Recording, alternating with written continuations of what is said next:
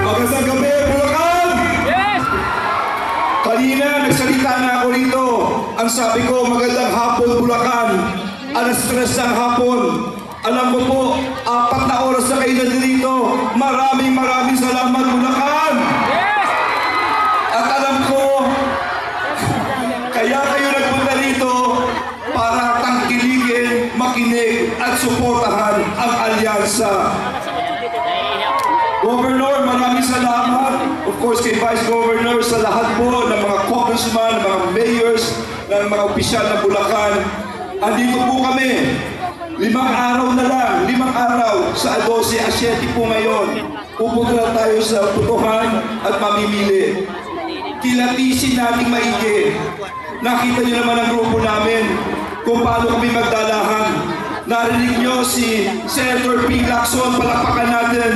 Si Senator Erwin, talagang ito'y nagpapakita ng pagkakaisa ng aming team. Ako po si General Abalos, naging mayor ng Mandaluyong.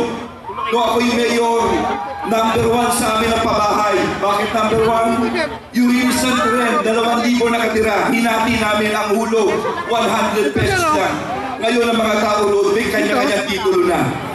Hindi kami tumigil. 7,000 mga lupa ang pinili namin upang gawin itong community mortgage program. Hulugan din, ganoon din halos ang presyo. Number 1 kami sa nutrisyon. Number 1 sa most child-friendly. Number 1 sa mga may kapansanan inaward ni Pangulong Joseph Estrada. Number 1 po kami dito po sa United Nations Public Service Award. Sa 100 bansa, pinili ng United Nations bilang ehemplo ng magandang programa sa mga bata may kapansanan ang lungsod ng Mandaluyong. At lahat yan ay dadaling ko sa Senado. Ako po ay naging MMDA at DILG Secretary. Tumindig ako. Hindi ako natakot. 1 buwan pa lang may namatay ng reporter. Pinahuli natin, dinimanda si Bandag. After 1 month, napatay yung gobernador ng Negros Occidental. Anong ginawa natin?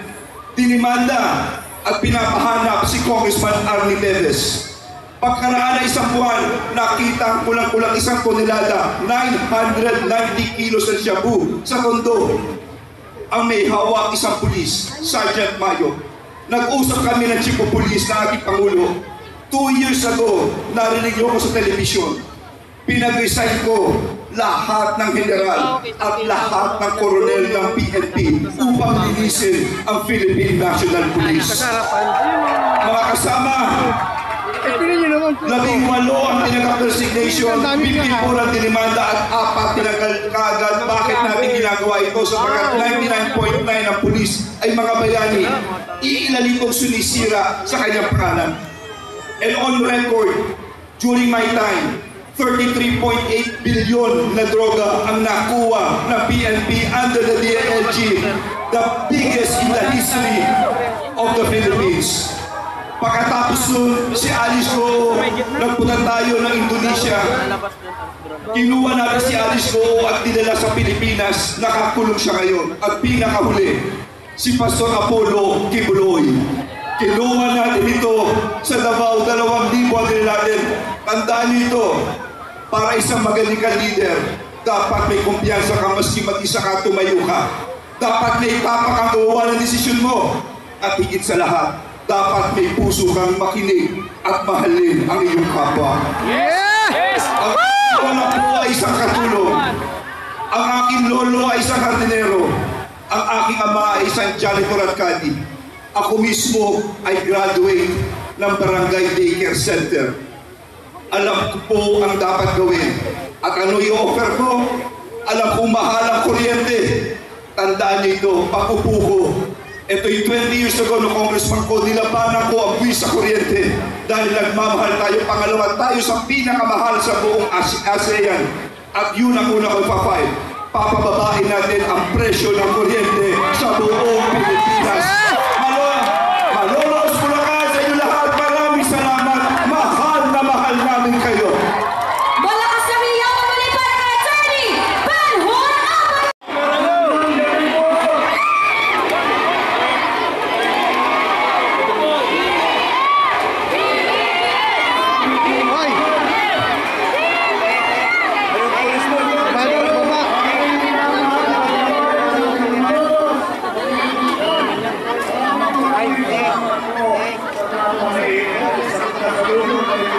sa amin, sa akin, at ang ating naging kandidato para sa Senado, para sa mga pinakaharap sa Congress. Kaya po ay sa Panginoon.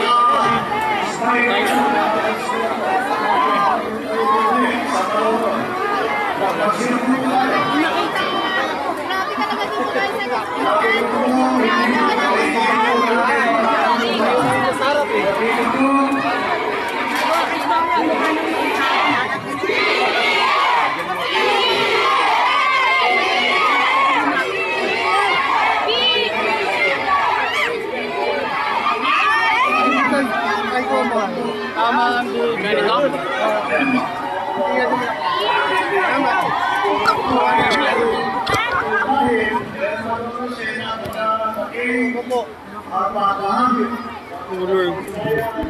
Katayuhan upang makamit ang isang malayang Pilipinas.